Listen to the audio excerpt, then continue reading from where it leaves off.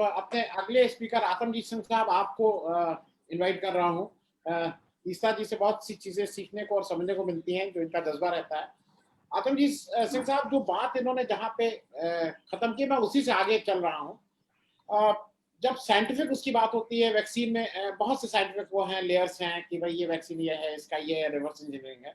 मैं एक चीज और पूछ रहा हूँ आपसे कि दिल्ली में आप हैं, डॉक्टर हर्षवर्धन फरवरी महीने में देश के स्वास्थ्य मंत्री हैं, और अगर बाबा रामदेव के प्रेस कॉन्फ्रेंस में जाके कोरोनल की बात करते हैं, तो ये कहीं ना कहीं एक आम आदमी को नहीं लगता कि नहीं नहीं कोरोनल कर लो? क्योंकि देखिए, ये तो एक जनमानस है ना, हम लोगों के बार बार जब से हम लोग बच्चे से पड़े हुए, तो घर में कोई खांसी होती है तो होता था सीतोपलात चूड़ खा, वो शहर चटा दो। तो हम इनग्रेड हैं हमारे उसमें कि भाई ये शहर की घर की दवाएं बेटर होती हैं। तो आतमजीत सिंह साहब, कहीं वो जिम्मेदारी हर्षवर्धन साहब की भी बनती थी कि वहां जाना और एक स्टैंप ऑफ अप्रूवल देना इन सब बातों को? जी आनंद वर्धन जी, मैं कृष्णा सिलवाड़ जी की बात को बहुत ध्यान से सुन रहा था। इन्होंने बहुत सारे विषयों पे, जो राजनीतिक विषय भी थे और जो हेल्थ से रिलेटेड, हेल्थ मिनिस्ट्री से रिलेटेड विषय थे, उन पे भी बात की। मैं उसी बात को बढ़ाते हुए आपको ये बता सकता हूँ कि हमारे सरकार का या हमारे सरकार में लोगों का साइंटिफिक टेम्पर है नहीं। और अगर साइंटिफिक टेम्पर होता तो बाकायदा एक रिसर्च की जाती और उस रिसर्च के अकॉर्डिंगली एक हम हल सोचते थे। एक अभिजीत बैनर्जी और Estha Duflo Nobel prize winners हैं, उन्होंने एक इकोनॉमिक इस पे, साइंस पे और इस पे प्रोजेक्ट किया कि ये हिंदुस्तान में सेकेंड वेव आई क्यों, और आई तो उसके पीछे प्रिपेयर्डनेस क्यों नहीं थी। जब पहला हमारे यहाँ कोरोना आया तो हमने थाली बजाई, बत्ती जलाई, गणेश जी को दूध भी चढ़ाया और ये सोचा कि कोरोना भाग जाए। और प्रधानमंत्री जी ने कह दिया कि ये महाभारत का लड़ाई है, 21 दिन में हम इस लड़ाई को जीत लेंगे। तो ऑब्वियस सी बात है कि लोगों ने उनकी बात मानी और जो जो उन्होंने कहा वो किया। वो करने के बावजूद 21 दिन में लॉकडाउन खत्म नहीं हुआ। लॉकडाउन जो है अप्रैल से मई में गया, मई से जून में गया, जून से जुलाई के मिड तक गया। जितने भी पलायन हुआ गरीब मजदूरों का, किसानों का और लोगों का, जो भूखे मरे बेचारे, जिनके पास खाने तक पैसे नहीं रहे, उनका काफी इसमें नुकसान हुआ। और कुपोषण से ज्यादा लोग मरे बजाय कोरोना से। गांव में तो लोगों ने कोरोना को माना तक नहीं। किसी भी देहात गांव में चले जाइए, शहर में चले जाइए, तो कोई ना मास्क पहन रहा था और ना कोविड प्रोटोकॉल को फॉलो कर रहा था, ना सोशल डिस्टेंसिंग, 2 गज की जरूरी और मास्क पहनना है जरूरी। ये बातें सिर्फ किताबी रह गई, उन बातों पे कोई अमल नहीं हुआ। और करते करते दिवाली भी आ गई। दिवाली में भी लोगों ने धूमधाम से दिवाली मनाई, न्यू ईयर्स भी मनाया, लोगों ने एक दूसरों के घर भी जाना शुरू कर दिया। शहरों में भी जो पढ़े लिखे लोग थे उन्होंने भी कोरोना को बहुत सीरियसली नहीं लिया, क्योंकि यहाँ पे एक धारणा उड़ा दी गई कि योगा से, प्राणायाम से, भस्त्रिका से आप इसमें निजात पा सकते हैं। आप इसमें कोरोना लीजिए, गौमूत्र लीजिए और आपका निदान हो जाएगा। उस निदान की जो इन्होंने एक गलत फहमी चलाई, उस गलत फहमी में लोग जो आ गए, बातों में आ गए, उन्होंने उसको फॉलो नहीं किया, उन्होंने प्रोटोकॉल्स फॉलो नहीं किए। अब हुआ क्या, करते करते ये मामला अक्टूबर में चला गया। अक्टूबर में हमारे यूके वायरस था एक B1.117। इस वायरस ने इंडिया में एंट्री की, और इंडिया में एंट्री इसलिए की कि ऑब्वियसली इंटरनेशनल फ्लाइट्स खुली थी, लोग आ रहे थे, जा रहे थे, सब कुछ हो रहा था। उन फ्लाइट्स की वजह से वो वायरस जो है इंडिया के साउथ में और वेस्ट में और ईस्ट में स्थापित हो गया, और उसने एक नई सीक्वेंसिंग ली, एक नया म्यूटेशन वेरिएंट क्रिएट किया, M484Q और S343 एक नंबर और है R342 तक। उसमें ये इसने 2 म्यूटेशंस बनाई, B1.167 और B1.168। ये 1617 और 1618 जो था, इसने आगे भी म्यूटेशंस बनाई 4-4, और उस पर फॉलो नहीं हुआ। जीनोमिक सीक्वेंस के लिए जो साइंसदान थे, जो रिसर्चर्स थे, जो आईसीएमआर थी, हमारी जो रिसर्च टीम्स हैं वो ज्यादातर आईसीएमआर से हैं, या हमारे जो डायरेक्टर हैं आपके एम्स के, रणदीप गुलेरिया जी, बलराम भार्गव जी, और साइंटिफिक रिसर्च के, तो उनको बुलाया गया अक्टूबर में कि बताइए जीनोमिक सीक्वेंस का पता लग रहा है, क्या किया जाए। तो उन्होंने कहा आप ऐसा है, उन्होंने प्रेजेंटेशन दी पीएमओ को। पीएमओ में आप पता है, पीएमओ पूरे देश चलाते हैं, सेंट्रलाइज है सारा कुछ, उसके विषय में मैं ज्यादा डिटेल में नहीं जाऊंगा। तो उन्होंने कहा आप एक काम कीजिए, आप 900 करोड़ रुपए हमें दे दीजिए, आप 900 करोड़ रुपए हमें दे दीजिए, हम रिसर्च चालू करते हैं, और इसमें हम देश में पहले, हम दुनिया में पहले ऐसे होंगे जो सबसे बड़ी वैक्सीन, सबसे ज्यादा वैक्सीन बनाएंगे, 250 करोड़ वैक्सीन बना देंगे, और वो 250 करोड़ वैक्सीन से हम 100 करोड़ वैक्सीन में अपना काम चला लेंगे, यहाँ पे 50 करोड़ लोग शहरों में बसते हैं उनको वैक्सीन लग जाएगी, जो गांव में बसते हैं उनको वैक्सीन की जरूरत नहीं, और जो हमारे पास 200 करोड़ एक्स्ट्रा वैक्सीन होगी उसको बेच के हम अपना काम चला लेंगे। हमारा पीएम केयर का भी पैसा बच जाएगा, आपको भी ज्यादा इसमें दिक्कत नहीं करनी पड़ेगी, जीडीपी भी हमारी कंट्रोल हो जाएगी और गवर्नमेंट एक्सपेंडिचर भी कंट्रोल हो जाएगी। तो गवर्नमेंट ने सोचा कि ये रिसर्च के साइंसदान है, इनको सब पता होता है, इन्होंने उनकी बात मान ली, इन्होंने अगले महीने उनको 500 करोड़ रुपए दे दिए। अब उस 500 करोड़ रुपए का क्या हुआ, टेस्टिंग सेंटर बन गए, लैब्स बन गए, दवाइयों पे रिसर्च शुरू हो गई, रिसर्च सेंटर शुरू हो गया। अरे इस टाइम पे हमें काम क्या करना था, हमें वैक्सीन सिक्योर करनी थी, हमें फ्रंटलाइन वर्कर्स सिक्योर करने थे, हमें फ्रंटलाइन वर्कर्स को ट्रेन करके, हेल्थ वर्कर्स को ट्रेन करके एक सेकेंड लाइन बनानी थी कि मान लीजिए आज हमारे पास 10,000 हेल्थ वर्कर्स हैं, साइंसदान अपना फ्रंटलाइन वर्कर्स हैं, तो 10,000 बैकअप भी चाहिए था। अगर हमारे पास 10,000 बेड्स हॉस्पिटल के हैं, आईसीयू बेड्स हैं, तो हमें 10,000 20,000 का बैकअप भी चाहिए था। बजाय उस बैकअप को बनाने के इन्होंने रिसर्चर्स को 500 करोड़ रुपए दे दिए कि 250 करोड़ वैक्सीन बना लीजिए, जुलाई तक वैक्सीन हमें मिल जाए, बात खत्म हो गई।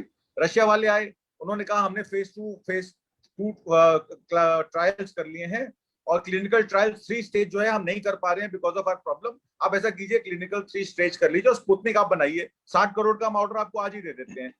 ये बात वहां के प्रेसिडेंट पुतिन साहब ने मोदी साहब से की डायरेक्ट लाइन पे। मोदी साहब ने कहा अच्छा सोच के बताते हैं, वो सोचते ही रह गए, उन्होंने उसको स्पुतनिक को जो है बढ़ावा नहीं दिया, नहीं तो आज हमें 1.5 लाख स्पुतनिक जो है ऑर्डर नहीं करनी पड़ती और 995 रुपए का रेट भी नहीं लगता, फ्री में सबको मिलती। तो वहां भी हमने हमारी जो वैक्सीनेशन पॉलिसी रही, जो हमारी फॉरेन पॉलिसी रही, वो बहुत गलत रही इस मामले में। फिर जब हमने देखा कि जनवरी के महीने में 18 जनवरी को प्रधानमंत्री मोदी जी ने अनाउंसमेंट कर दी कि हम जो है कोरोना मुक्त हो चुके हैं। WHO कहता है हमारे यहाँ 70 मिलियन लोग इफेक्ट हो जाएंगे और 10 मिलियन से ज्यादा डेथ हो जाएंगी, देखो कितने पागल हैं, ऐसी उल्टी सीधी उलझुल बातें करते हैं। हमारे यहाँ तो कोरोना है ही नहीं, हमने गांव देहात में कोरोना भगा दिया और देखो और शहर में भी इतने केसेस हैं, हमारा फर्टिलिटी रेट दुनिया में सबसे कम है, 1% फर्टिलिटी रेट पे हम काम कर रहे हैं, 1 लाख 1.5 लाख लोग इफेक्ट हुए, इतने लोग तो आम मर जाते हैं हार्ट अटैक से और बाकी बीमारियों से, और जो मरे भी हैं वो भी कोमोर्बिडिटी से मरे हैं। तो एक दिलासा, एक अश्योरेंस जब टॉप से आती है तो ऑब्वियसली लोग जो है वो निर्भय हो जाते हैं, वो सोचते हैं कि जो प्रधानमंत्री जी कह रहे हैं वो ठीक कह रहे हैं, क्योंकि वो हमारे आदरणीय प्रधानमंत्री जी हैं, उनके पास सब सुविधा है, उनके पास साइंसदान है, उनके पास रिसर्चर्स हैं, उनके पास वैक्सीन मेकर्स हैं। इन्होंने सोचा कि शहर में 10 करोड़ वैक्सीन उपलब्ध करा के 200-250 रुपए में, जो शहर के आपके लोग हैं, फ्रंटलाइन वर्कर्स हैं और शहर के जो रहने वाले लोग हैं, रसूखदार लोग हैं, पैसे वाले लोग हैं, पढ़े लिखे लोग हैं, उनको वैक्सीन लग जाएगी, वो अखबारों में लिखेंगे नहीं और सब कुछ जो है नॉर्मल हो जाएगा। गांव वालों को, देहात वालों को क्या पता, 80 करोड़ जनता को तो वैसे ही कुछ नहीं पता इस देश में, जो देश को चलाता है वो 10 करोड़ लोग ही चला रहे हैं, हम जैसे लोग ही बोलते हैं मीडिया में, सोशल मीडिया में, टीवी में, हर जगह। उनकी तो कहीं गिनती नहीं है, ना गांव वालों की गिनती है, ना कस्बे वालों की कोई गिनती है, बेचारे वो तो मतलब भगवान भरोसे देश चल रहा है। तो ये बात जब आई, 10 करोड़ वैक्सीन जब इन्होंने एसआई आधार पूनावाला ने इनको प्रोवाइड की, इन्होंने कहा देखिए जी हर हॉस्पिटल में वैक्सीन अवेलेबल है, सेंटर 50% वैक्सीन फ्री दे रही है, स्टेट को जो है वो खरीदनी पड़ेगी अब, क्योंकि अब वैक्सीनेशन ड्राइव जो है वो बड़े स्केल पे करनी पड़ेगी। 10 करोड़ वैक्सीन से हमारा काम नहीं चला, जितना हम कर सकते थे हमने कर दिया, हमारा 25-35 करोड़ हजार करोड़ रुपए हमने खर्चा कर दिया। जबकि असलियत में बात यह है कि 3,000 करोड़ रुपए मात्र इन्होंने एसआईआई को दिए वैक्सीनेशन के ऑर्डर के लिए, और 1,500 करोड़ रुपए इन्होंने मात्र बायोटेक को दिए, उनसे वैक्सीन 4.5-5 करोड़ वैक्सीन सिक्योर करने के लिए। इसके अलावा कोई पैसा किसी को गया ही नहीं। जो कहते हैं कि 25,000 करोड़ रुपया वैक्सीनेशन पे खर्च किया गया या 35,000 रुपये पीएम केयर्स ने खर्चा किया, जिसमें वेंटिलेटर्स भी आए 45,000 और रिसर्च पे भी। अब आधार पूनावाला जो वैक्सीन बना रहे हैं वो वायल जो है वो एस्ट्राजेनेका से आया, 1 ml का 1 मिलीमीटर का वायल आया, उसको उन्होंने अपने हाइड्रोलिक्स टैंकर्स में डाला और वहां से वो वायल बना दी। इट इज ट्रेडिंग, कोई रिसर्च नहीं हुई हिंदुस्तान में, ना वायल बनाने की ना वैक्सीन बनाने की, खाली ट्रेडिंग हुई। उस ट्रेडिंग में भी जब वो देखा कि पानी जो है सर के ऊपर से निकल गया है, तो सरकार ने कहा कि ऐसा है, अब इसकी डिफरेंशियल प्राइसिंग होगी, स्टेट्स को डिसाइड करना पड़ेगा कि उनको एसआईआई से, आधार पूनावाला से खरीदना है या बायोटेक से खरीदना है, और कीमतें भी जो मालिक हैं वैक्सीनेशन के वो डिसाइड करेंगे। अब आप एक बात बताइए, एसेंशियल ड्रग कंट्रोल एक्ट है या एसेंशियल गुड एक्ट है, क्या वो अप्लाई नहीं होता वैक्सीनेशन में? एसेंशियल ड्रग कंट्रोल एक्ट में या एसेंशियल गुड्स एक्ट में कोई भी दवा या कोई भी एसेंशियल आइटम्स की प्राइस रेगुलेट करना सेंट्रल सरकार का अधिकार है। अगर वो नहीं कर सकते तो उनको कंपनी टेक ओवर कर लेनी चाहिए थी, या वो फॉर्मूला उठा के अपनी 10 पीएसयू मैन्युफैक्चरिंग कंपनीज को दे देना चाहिए था कि 3 महीने में भैया हमें 20 करोड़ 30 करोड़ 40 करोड़ वैक्सीन बना के दो, और पूरे देश में free vaccination uniform vaccination provide करनी चाहिए थी। तो इस काम में कोई रॉकेट साइंस नहीं है। उन्होंने इस बार में देर क्यों की और इसमें इतना एफर्ट लगाने में इतना टाइम क्यों लगाया, ये मेरी समझ से बाहर है। दूसरी बात ये है कि जहां तक कोरोना को लेकर इलाज का सवाल है, ये सेकेंड जो वेव आई है, ये सेकेंड वेव इसलिए आई है क्योंकि इस सेकेंड वेव में म्यूटेशन हुई है वायरस की। B1.167 ने करीब 6 म्यूटेशंस ली हैं और B1.168 ने करीब 4 म्यूटेशंस, और वो इतना घातक है कि जो उसके स्पाइक प्रोटीन्स हैं, वो एंटीबॉडीज अगर किसी ने वैक्सीनेशन 1 या 2 भी लगवाई हो तो वो वैक्सीनेशन उस पर असर नहीं करती, एंटीबॉडी सप्रेस कर देता है वो, और वो वायरस जो है आपकी बॉडी में घुस के बहुत घातक धमाल मचाता है, जिसकी वजह से जो लोग फर्स्ट वैक्सीन भी ले चुके हैं या सेकेंड वैक्सीन भी ले चुके हैं, वो भी सेकेंड कोरोना वायरस अपना जो ये आया वेव, उसमें कोरोना इफेक्ट हुए। कई लोगों को कार्डियोवास्कुलर प्रॉब्लम हुई, कई लोगों को क्लॉटिंग की प्रॉब्लम हुई, क्योंकि जो इसमें कॉम्प्लिकेशंस हैं वो ज्यादा हैं।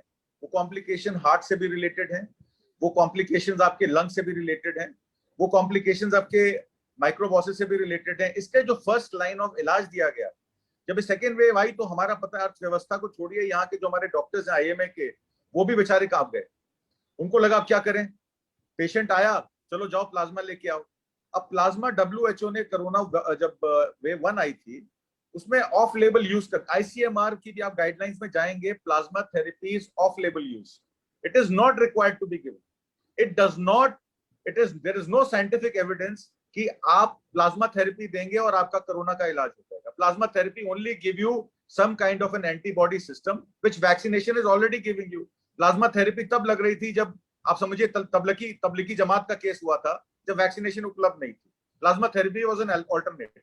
जब वैक्सीनेशन ही आ गई और फर्स्ट वैक्सीन और सेकंड वैक्सीन जिन्होंने लगवाई है, जिनके पास एंटीबॉडीज हैं, अगर उनको ही कोरोना हो रहा है तो इसका मतलब यह है कि plasma therapy is ineffective, it is an off label use. तो plasma therapy was not the proper treatment. फिर आप आ जाइए रेमडेसिविर पे। Remdesivir is applied only in a patient which is in clear supervision of a doctor and in the first 5 days of him being on oxygen support। अगर वो oxygenated नहीं है तो आप रेमडेसिविर नहीं लगा सकते। ये क्या कर रहे हैं, 15 दिन से पेशेंट आईसीयू में पड़ा, कहते हैं रेमडेसिविर लेके आओ। After 15 days of oxygenation you cannot apply remdesivir।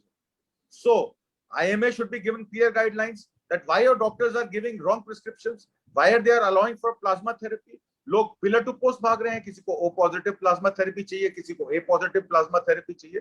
So wrong notion. तीसरी बात, अब मैं आपको स्टेरॉइड्स की बात बताता हूं, जहां से ये ब्लैक फंगस की प्रॉब्लम आई है। Steroids are only useful after the patient is hypoxic, they are not to be used if the patient is not hypoxic। it gives early or given for too long, use of steroids can suppress the immune response।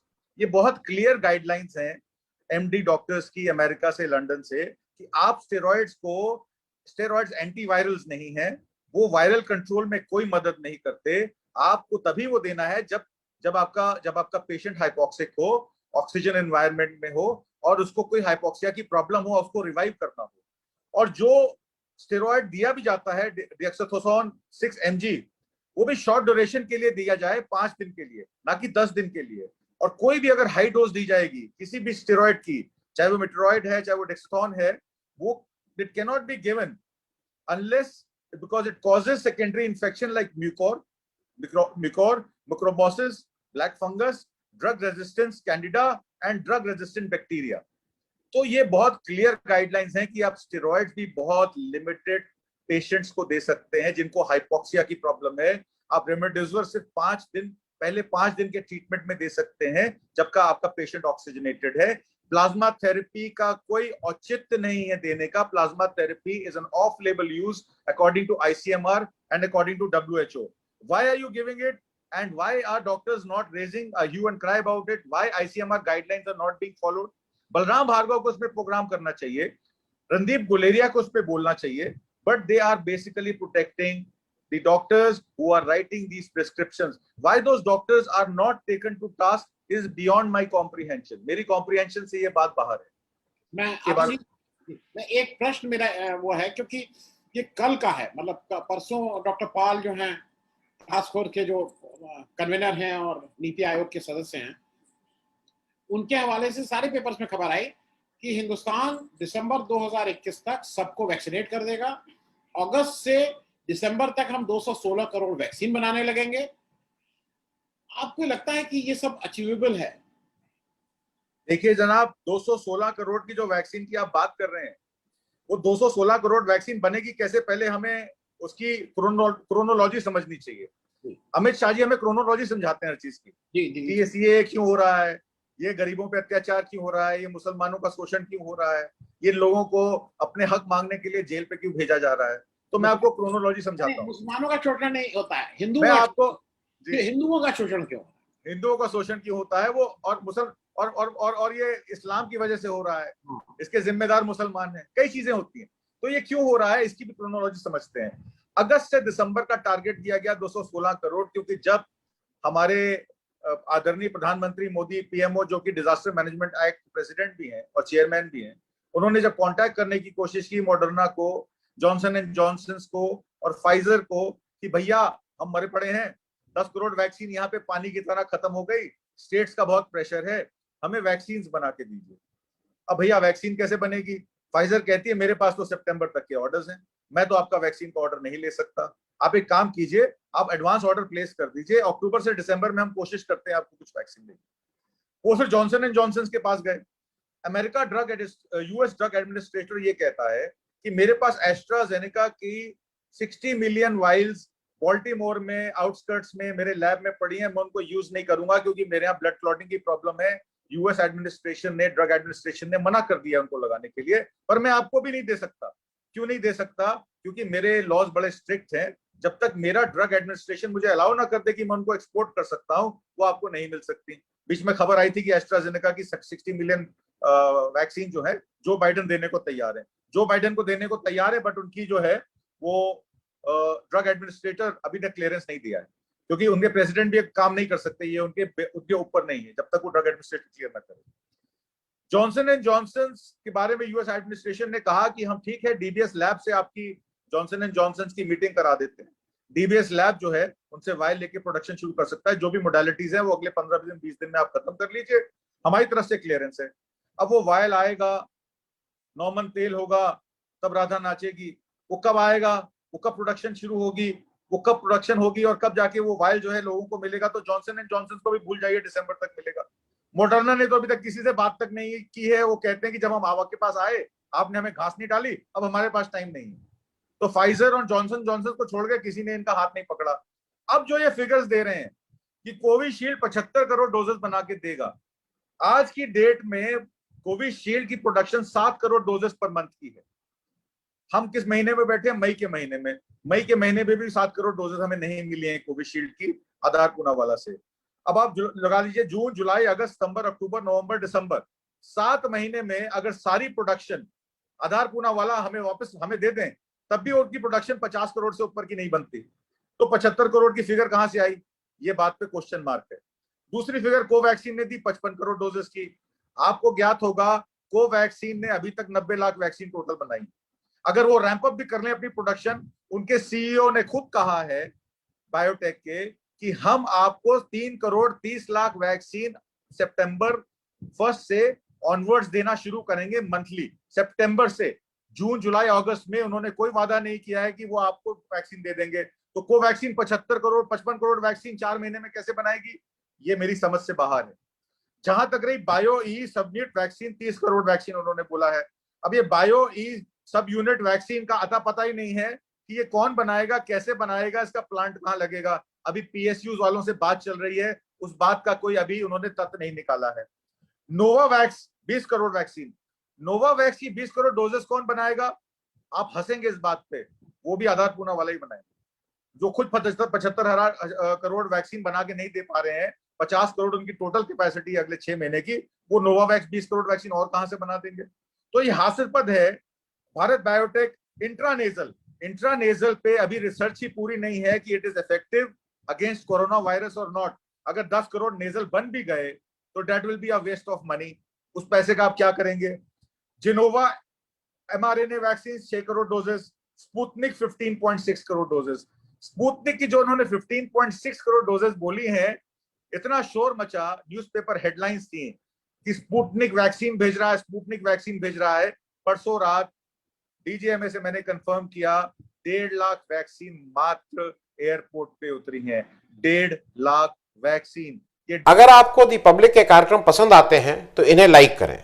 अगर आप इस video को YouTube पर देख रहे हैं तो channel को सब्सक्राइब करें, और अगर आप इसे Facebook पर देख रहे हैं तो दी पब्लिक के पेज को लाइक करें। अगर आप चाहते हैं कि हम निष्पक्ष पत्रकारिता को जारी रखते हुए आपसे जुड़े मुद्दों पर सवाल उठाते रहें तो हमें सहयोग करें। आपका छोटा से छोटा सहयोग भी इस मुहिम को जारी रखने में हमें ताकत देगा। डोनेट करने के लिए डिटेल्स जो हैं वो डिस्क्रिप्शन बॉक्स में दी गई हैं। धन्यवाद।